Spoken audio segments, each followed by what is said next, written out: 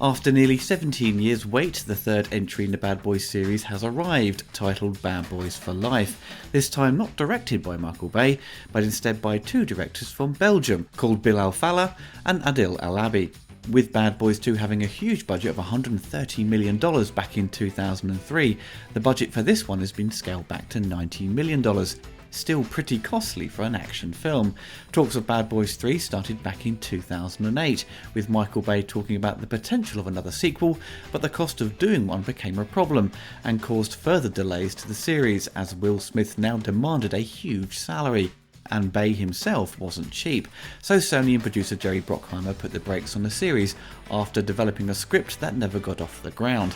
Come the summer of 2015, Sony announced that a third film would be released in 2017 and a fourth film in 2019. Obviously that never happened, but the third movie did eventually get the green light in early 2018, with the new directors attached and Will Smith and Martin Lawrence fully committed to Bad Boys for Life. Filming began in January of 2019 and they finished in March, but after test screenings, changes were made and additional scenes were shot as late as December of last year, certainly cutting it a bit fine when its release date was in January of 2020. The film opens with Mike Lowrey and Marcus Burnett rushing to the hospital to see Marcus's daughter, who has just given birth. Marcus has now made the decision to fully retire to spend time with the family, but Mike still longs for the action and excitement that comes with the job of being a cop, and isn't looking to slow down, but has a big surprise installed for him.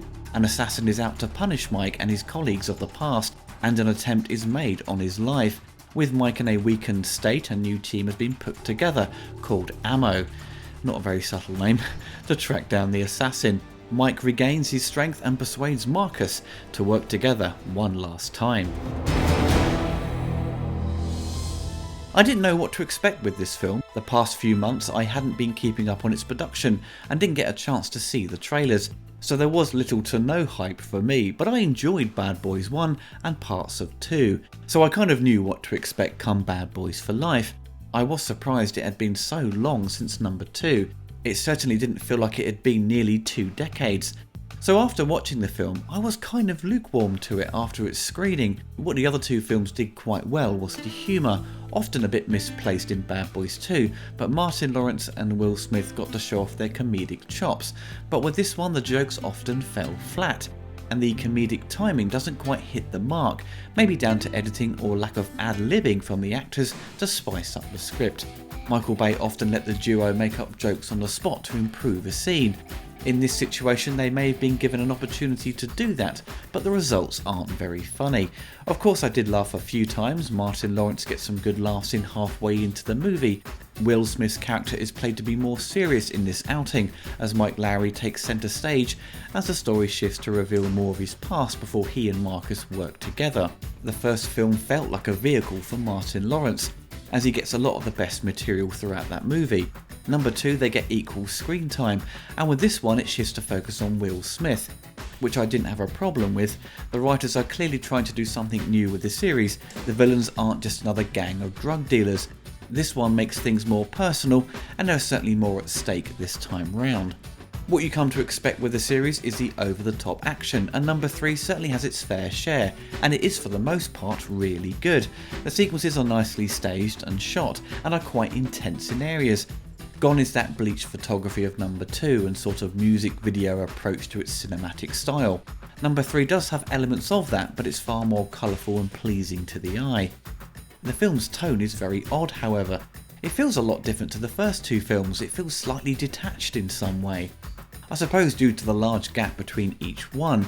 You have moments of comedy and silliness played out, and in the next scene it has dark and violent elements. It's like the film doesn't know what it wants to be.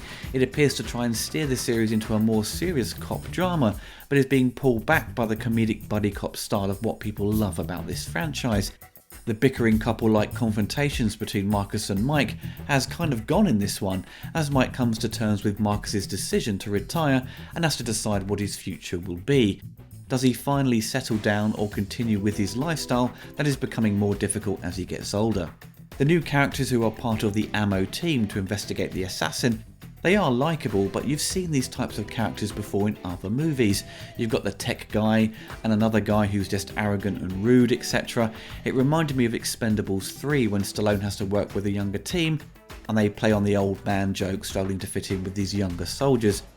Bad Boys 3 does a similar thing with that premise, but Will Smith and Martin Lawrence aren't that old, and the film plays on it a bit, but it doesn't really go anywhere. The Bad Boys series has had a change of composer for each film. The first entry had Mark Mancina, well known for his score to Speed at the time. He did a brilliant job on the first Bad Boys film, creating a memorable theme for the characters, and was going to return for the sequel. But Michael Bay kept pushing for music that Mark didn't like, and Trevor Rabin came on board and he dropped a lot of what Mark created for this franchise. For the third film we have Lorne Balfe, who had recently composed a score to Mission Impossible Fallout and Michael Bay's recent movie 6 Underground. Lorne does bring back the original theme from Bad Boys and sprinkles it throughout the film, which was nice to hear, but sadly the rest of the music doesn't really make much of an impact. Honestly, it sounded like his work for Mission Impossible Fallout. It's full of bwahms and just background noise style of music. It's a very Hans Zimmer approach throughout, especially when Hans is on autopilot. I know some of my viewers like that style of music, but with so many films having this type of score, it gets boring very quickly, and honestly the score doesn't fit the series. You have a lot of rap and contemporary music thrown into the film, and the score and licensed songs don't really gel well together. I do think it's a score that was implemented to play it safe. It's not there to make a big impact, it just serves the scenes on a basic level. If you are a fan of the series, then I'm sure you'll make efforts to see it on the big screen. With it being such a big gap from number 2, a lot has changed with the action genre. The style of this film is a lot different to Michael Bay's direction. I think the film needed a fresh pair of eyes on it after so many years. Look out for Michael Bay as he oddly cameos in it.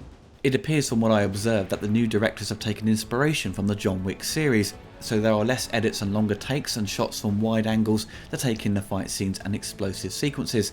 I think the staging and shooting of the action appears more coherent than Michael Bay's over-the-top frantic style. That does have its fans, but can be a bit too much, as we saw with the Transformers series.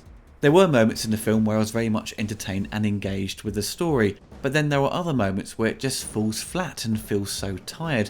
This should have been made years ago.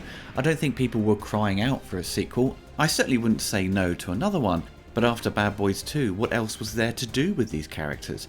Bad Boys 3 has tried to do more with them and expand their backstories, and tries to develop an emotional structure to the script, which is a nice approach, but it's all stuff you've seen before in other movies of a similar nature, making it feel a bit uninspired overall. Certainly not a bad film, it has some good action sequences and the directors try to do something more with Mike and Marcus and their friendship, but ultimately it feels tired and it's clear the series has run its course. It's watchable and fun in parts, but it is forgettable.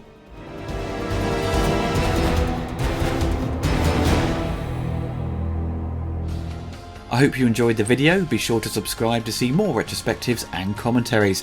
Also click on the bell to be notified of the latest reviews.